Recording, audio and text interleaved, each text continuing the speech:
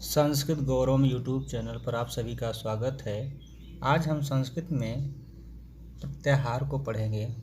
प्रत्याहार का अर्थ होता है संक्षेपीकरण। प्रत्याहार का अर्थ होता है संक्षेपीकरण।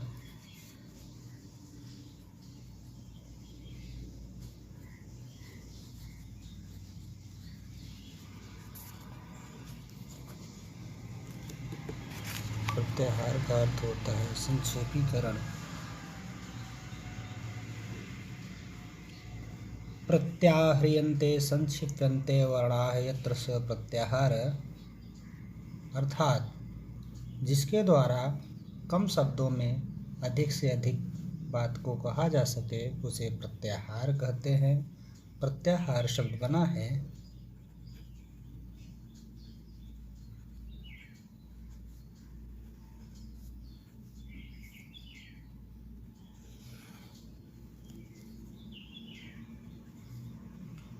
प्रति उपसर्ग और आंग उपसर्ग। इसमें दो उपसर्ग है, प्रति और आंग, ये उपसर्ग हैं।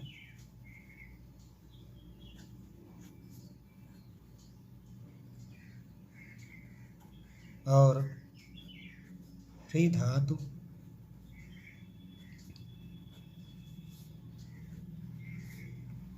घई प्रत्यय से मिलकर प्रत्याहार बना है।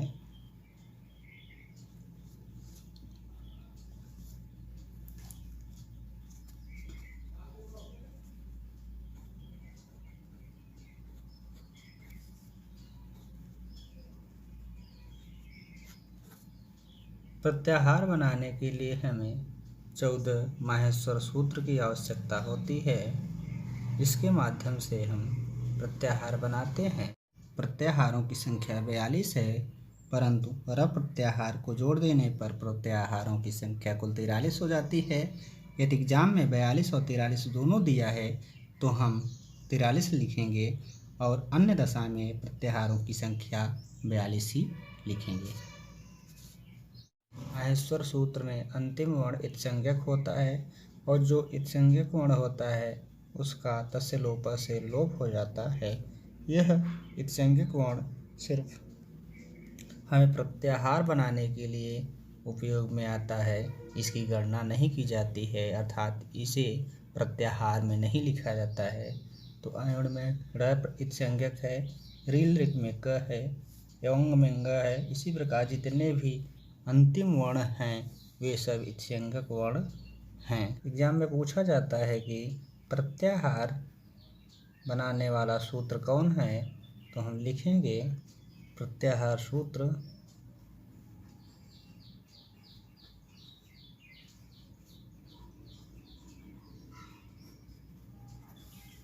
आदिरन्तेन सहिता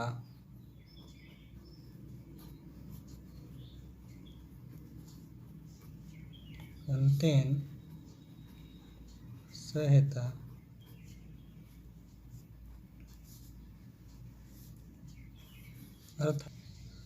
अर्थात आदिवर्ण और अंतिम इत्संज्ञक वर्ण को जोड़कर प्रत्याहार बनाते हैं। जैसे अड़ प्रत्याहार है।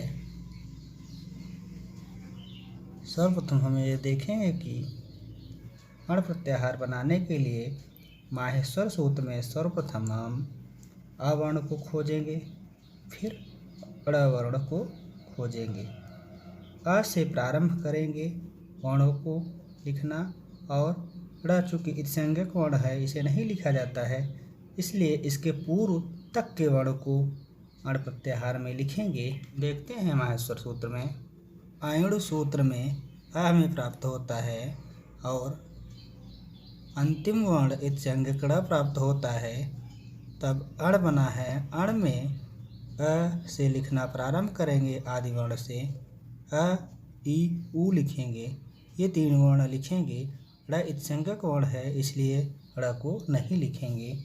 तो लिखें अ, ई और उ। कुल मिलाकर अण प्रत्याहार में 3 वर्ण हैं। यह तो सामान्य रूप से अण प्रत्याहार के वर्ण बनाए गए हैं। प्रत्याहार में अण के 2 प्रत्याहार सूत्र हैं। दूसरा, जब अण प्रत्याहार पूछेगा तो सूत्र देगा अणु दित् सवर्णस्य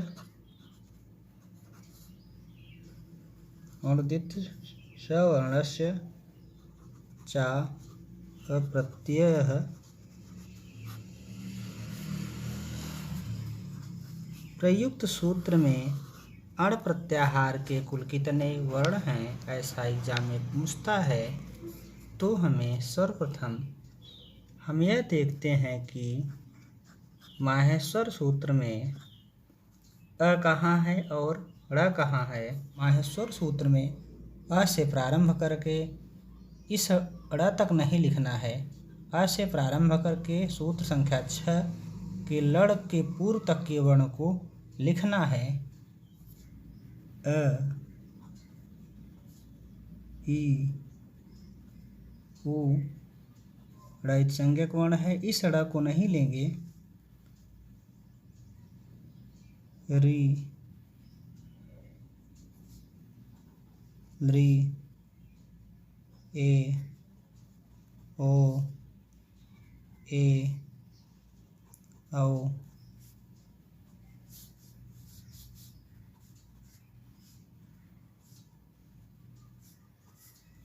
ह,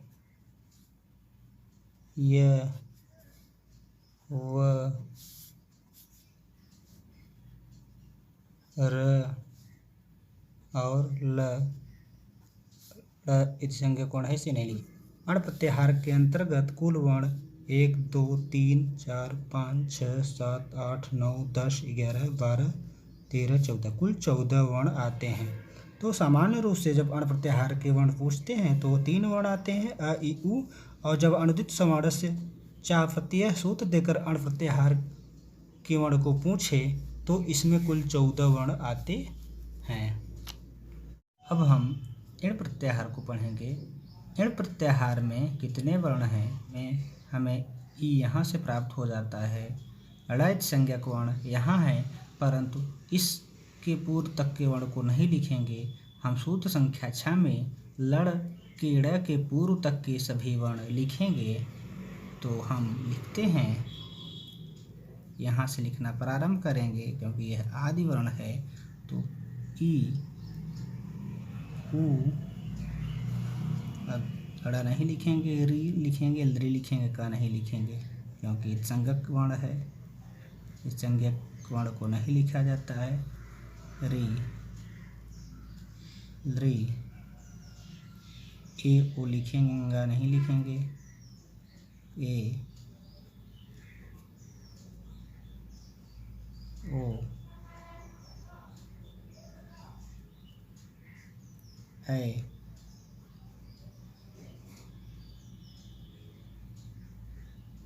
औ, ह, य, व, र, ल। आर के अंतर्गत कुल वर्ण 1, 2, 3, 4, 5, 6, 7, 8, 9, 10, 11, 12, 13 कुल वर्णों की संख्या 13 प्राप्त होता है। अब हम अच प्रत्याहार को लिखेंगे। अच को स्वर भी कहा जाता है।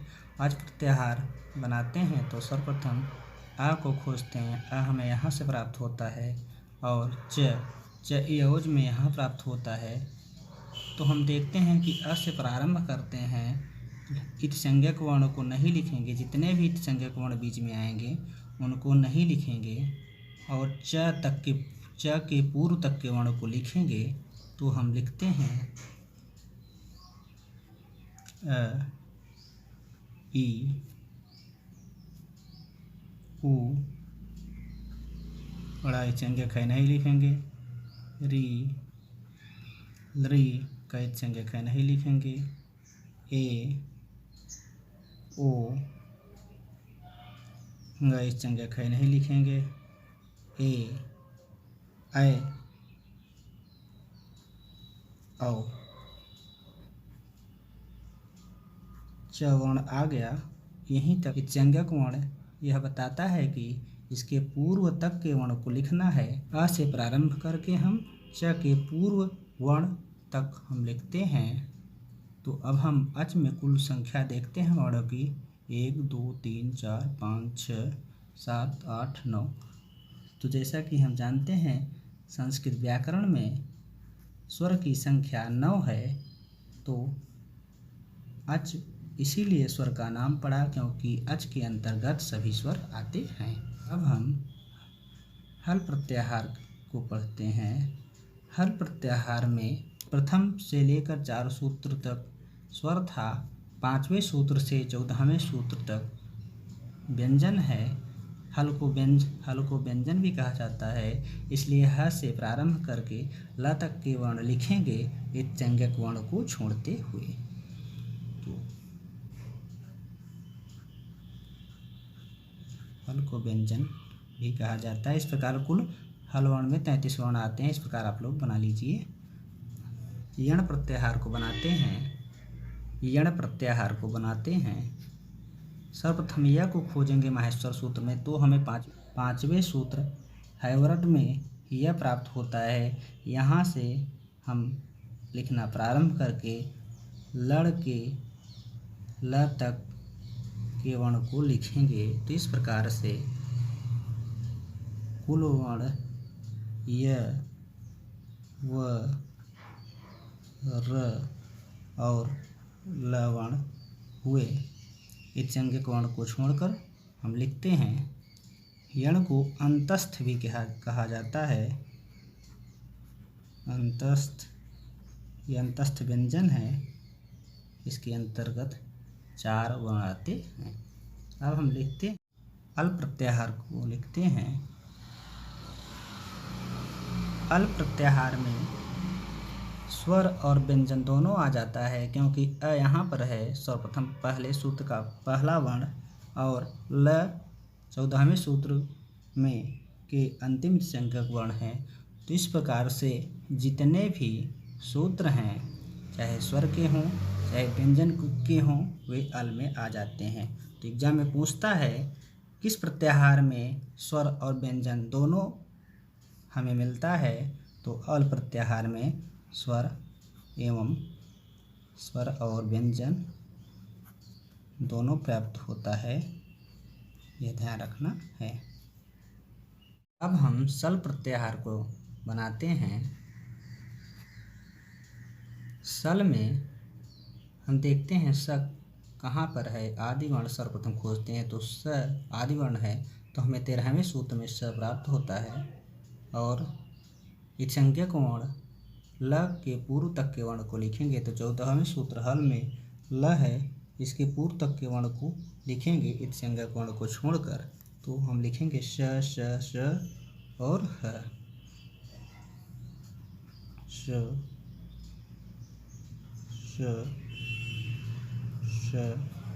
और ह।